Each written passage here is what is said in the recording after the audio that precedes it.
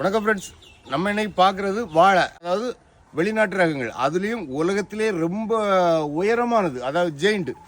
தென்னைமரம் பார்த்தா நமக்கு 20 மீட்டர் தான் இருக்கும். பட் ஆனால் இதை விட ஹைட்டாக இருக்கும். 25 மீட்டர் டு 30 மீட்டர் ஹைட் வர வாழை தான் இந்த மூசா இங்கன்ஸுன்னது.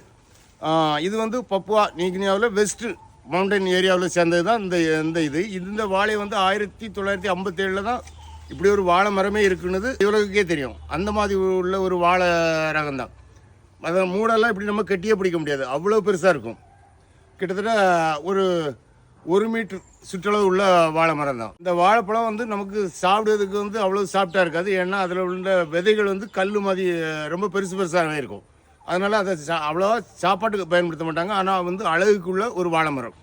இப்போ நம்ம வீட்டிலே அந்த மாதிரி 2 வாழை மரம் இருந்தால் எப்படி இருக்குமோ அதே மாதிரி உள்ள அந்த வாழை மரம் இப்போ நானும் பிளான்டேஷன் பண்ணிட்டேன். ஸோ ஒரு 2 வருஷம் கழிச்சு தான் எனக்கு அந்த ரிசல்ட் தெரியும், அந்த வாழையோட ரிசல்ட் தெரியும். கிட்டத்தட்ட நம்மகிட்ட ஒரு நறுக்கலாம் இதுகளில் 35 வெரைட்டிஸ் வாழை நம்மகிட்ட இப்போ அவைலபிள். நிறைய வெரைட்டிஸ், அதாவது ப்ளூ பனானா, மூசா, அக்வினட்டா, வெரிகேட்டட் ரெட்டு, ஏகப்பட்ட வெரைட்டிஸ் நம்மகிட்ட இப்போ அவைலபிள். ஸோ இந்த மாதிரி வித்தியாசமான வாழைகள் வேணும்னா நீங்கள் இந்த வீடியோவில் உள்ள வாட்ஸ்அப் நம்பருக்கு வாட்ஸ்அப் பண்ணுங்கள், இல்லை கால் பண்ணுங்கள். Thank you friends.